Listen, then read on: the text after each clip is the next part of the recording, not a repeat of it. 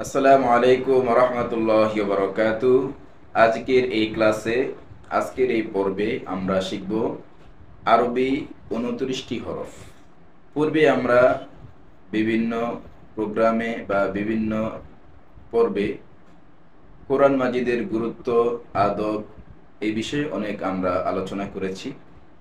তো আজকে আমরা কোরআন শরীফ শেখার জন্য যে বর্ণমালাগুলি প্রয়োজন সেগুলি আমরা শিখব। এই বর্ণমালাগুলিকে আরবিতে বলা হয় হরফে তাহাজ্জি, অর্থাৎ বানানকৃত। আরবি 29টি হরফ রয়েছে। এই হরফগুলি অনেকের উচ্চারণ করতে অনেক কষ্ট হয়। তো এই হরফগুলি যদি আমরা বানানকৃত সহকারে পড়ি তাহলে এটা আমাদের জন্য অনেক সহজ হয়ে যাবে।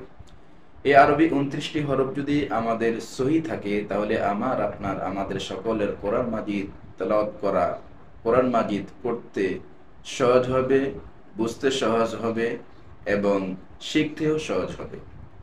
এই কোরআন মাজিদের এই বর্ণমালাগুলি যদি আমাদের জন্য দুর্বল থাকে তাহলে কোরআন তেলাওয়াতও আমাদের জন্য তত দুর্বলই হবে।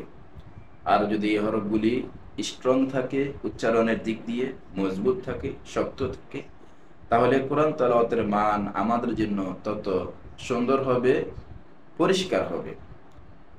তো আসুন আমরা আজকে এই কোরআন মাজিদের শেখার জন্য যে হরফগুলি প্রয়োজন এই হরফগুলি আমরা শিখে নিই। মহান আল্লাহ পাক আমাদেরকে কবুল করুক, আমরা সকলে বলি আমিন। তো এই পর্বে আমি আপনাদেরকে যে কোরআন মাজিদ সহজে শেখার জন্য যে প্রস্তুতি নিয়েছি সেটা কয়েকটি কিতাবের মাধ্যমে। তার মধ্য থেকে একটি কিতাব হলো তালিমুল কোরআন। আপনারা দেখেন লেখা আছে তালিমুল কোরআন। এটার মূলে রয়েছেন মাওলানা AKM শাহজাহান। 2 নম্বরে আরেকটি বই, সেটি হলো তারতিলুল কোরআন কায়দা। এটার মূল তিনি হলেন মাওলানা শাহিন হোসাইন চাঁদপুরি। 3 নম্বর আরেকটি বই, দেখতে অনেক ছোট, এটা উপর দিয়ে কভার লাগানো, তবে আমি ভিতর থেকে দ্বিতীয় পৃষ্ঠা আপনাদেরকে দেখাই। সেটা হচ্ছে 1-এর ভিতর 12 নুরানি তালিম ও তাজবিদ। এই লেখা দেখে নেন, 1-এর ভিতর 12 নুরানি তালিম ও তাজবিদ। এটার মূলে রয়েছে মুফতি খালিদ সাইফুল্লাহ শাহরস্তভি। তো এটি পাওয়া যাবে বাংলাদেশ নুরানি কোরআন শিক্ষা ফাউন্ডেশন প্রকাশনায় রয়েছেন তারা। তো এই 3টি বইয়ের আলোকে, এই 3টি বই আমাকে অনেক মুগ্ধ করেছে, আমার কাছে অনেক ভালো লেগেছে। আমি বইগুলো নজর কেড়ে নিয়েছি। অনেক উন্নত মানের বই, যারা কোরআন শিখতে চান তাদের জন্য এই বইগুলি খুবই উপকারী, উপযোগী।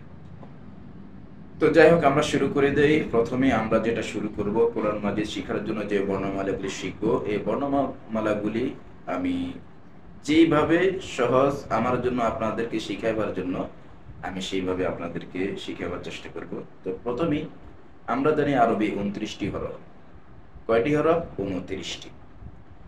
এই 29টি হরফ যেটা যেই জায়গা থেকে উচ্চারণ হয় সেই জায়গাকে আরবিতে বলা হয় মাখরাজ। আমরা জেনেছি, পড়েছি, শুনেছি যে আরবি হরফ 29টি, মাখরাজ হলো 17টি। তবে এই মাখরাজ আবার মূল মাখরাজ রয়েছে, মূল জায়গা রয়েছে, মূল স্থান রয়েছে। এই মূল স্থান হলো আবার 5টি। এই 5টি জায়গা থেকে, 5টি স্থান থেকে 17টি জায়গা বাইর করা হয়েছে। 17টা জায়গা থেকে এই আরবি 29টি হরফ উচ্চারণ করা হয়। তো আমরা প্রথমেই এই মূল যে 5টা জায়গা, এই 5টা জায়গার নাম আরবিতে এবং বাংলাতে আমরা শিখে নিব। যেমন এই আরবি হরফ আমরা যদি প্রশ্ন করি যে মাখরাজ কি, মাখরাজ হইল আরবি হরফ উচ্চারণের স্থান বা জায়গা। তো এক কথায় বলা হয় আরবি হরফ উচ্চারণের স্থানকে বা জায়গাকে মাখরাজ বলে। আরবি হরফ 29টি, মাখরাজ 17টি। এই 17টি হলো মূল মাখরাজের জায়গা থেকে আবার ভাগ করা হয়েছে, প্রকার বিন্যস্ত করা হয়েছে। তো যাই হোক, আমরা প্রথমে শিখে নেই মূল যে 5টি মাখরাজের 5টি জায়গা। তার মধ্য থেকে একটি জায়গা হলো যার আরবি হলো হা লাম কফ, অর্থাৎ হালাকুন। হালাকুন, এই হালাকুন শব্দের অর্থ হলো গলা বা কণ্ঠনালী। আমাদের যে এই গলা রয়েছে এটাকে বলা হয় কণ্ঠনালী বা গলা, যার আরবিতে হইল হালাকুন। এই হালাকুন থেকে 6টি হরফ উচ্চারিত হয়। মাখরাজের নিয়ম অনুসারে 6টি হরফ উচ্চারিত হয়। এই 6টি হরফ আমি বলে দিচ্ছি, যেমন হামজাহ, হা, আইন, হা, গইন, খ। এই 6টি হরফ হালাকুন অর্থাৎ কণ্ঠ বা গলা থেকে উচ্চারিত হয়। 2 নম্বরে রয়েছে লিসানুন, লাম, সিন, আলিফ, নুন।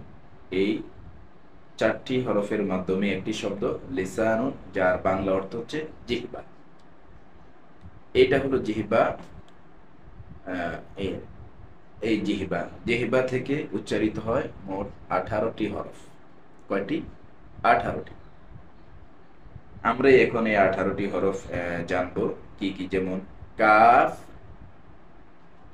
কফ, জিম, শিন, ইয়া, দদ, লাম, নুন, র, ত, দাল, তা, সদ, সিন, ঝা, জ, জাল, সা। এই 18টি হরফ হলো 2 নম্বর লিসানুন অর্থাৎ জিহ্বা থেকে উচ্চারিত হয়। 3 নম্বরে আসুন শাফাতাইন, শিন, ফা, তা, ইয়া, নুন। এখানে রয়েছে আপনার 5টি হরফ। এই 5টি হরফের সমন্বয়ে গঠিত হয়েছে শাফাতাইন, যার বাংলা অর্থ হচ্ছে 2 ঠোঁট। যার বাংলা অর্থ কি? 2 ঠোঁট। আমাদের নিচে উপরে 2টি ঠোঁট রয়েছে, এই 2টি ঠোঁটের মাধ্যমে উচ্চারিত হয়। এখান থেকে উচ্চারিত হয় 4টি হরফ। কয়টি হরফ? 4টি। এই 4টি হরফ যথাক্রমে ফা, ওয়াও, বা, মিম। এই 4টি হরফ শাফাতাইন অর্থাৎ 2 ঠোঁট থেকে উচ্চারিত হয়। 4 নম্বরে রয়েছে জাওফুল ফামি। জাওফুল ফামি এর বাংলা অর্থ হচ্ছে মুখের খালি জায়গা। অর্থাৎ মুখের খালি জায়গা বলতে আমাদের উপরে নিচে যে দাঁত রয়েছে, দাঁতের ভিতর থেকে, দাঁত থেকে শুরু করে জিহ্বার গোড়া পর্যন্ত যে জায়গাটা, এই জায়গাটা হলো মুখের খালি জায়গা। এই জায়গা থেকে উচ্চারিত হয় মদের হরফ। যে কোনো একটি হরফ দিয়ে আপনি মদ করতে পারবেন। মদ শব্দের অর্থ হলো টান, লম্বা করা।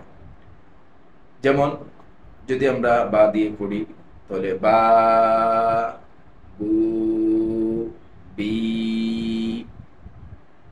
এরকম টান। তো এই হরফগুলি পড়া হয় আপনার এই জাওফুল ফামি অর্থাৎ মুখের খালি জায়গা থেকে এই মদের হরফগুলি উচ্চারিত হয়। এই 3টি হরফ উচ্চারিত হয়। এরপরে রয়েছে 5 নম্বরে খয়সু, খ, ইয়া, শিন, তারপরে ওয়াও, মিম। এখানেও 5টি হরফ রয়েছে। এই 5টি হরফের সমন্বয়ে একটি শব্দ, যার বাংলা অর্থ হচ্ছে নাকের বাসি। যার বাংলা অর্থে হচ্ছে নাকের বাসি। এই নাকের বাসি থেকে গুন্নার হরফ উচ্চারিত হয়। গুন্না অর্থাৎ নাকে গুনগুন করাকে গুন্না বলা হয়। তবে এই গুন্নাটা হলো 2টি হরফের সংমিশ্রণ যুক্ত, 2টি হরফের উচ্চারণ যুক্ত হইয়া কিছুক্ষণ দূরে রাখা, আর এই আওয়াজটা হয় নাকের মাধ্যমে, আর একেই বলা হয় গুন্না। তবে গুন্নার আলাদা নির্ধারিত হরফ আছে, এই হরফগুলি আমরা জেনে নিব। তো এই গুন্নাটাকে উচ্চারণ করে বলছে, যেমন ইন্না, মিন্না, লাম্মা। এই যে 2 হরফের মিশ্রণ হয়ে ঠোঁটের মাধ্যমে যে গুনগুন আওয়াজটা হয়েছে, এটাই হলো গুন্না। তো এটা হলো 5 নাম্বার। তাহলে আমরা জেনে নিলাম যে মাখরাজের মূল স্থান হলো, মূল জায়গা হলো আপনার হলো 5টি। এটা আমরা জেনে নিলাম।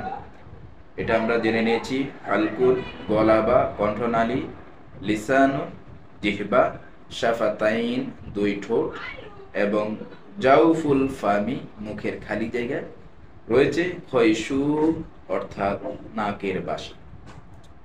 এই নাকের বাসি থেকে, এই 5টি হরফ থেকে আমাদের 17টি এই 5টি জায়গা থেকে, মূল মাখরাজের এই 5টি জায়গা থেকে আরো 17টি মাখরাজ ভাগ করা হয়েছে।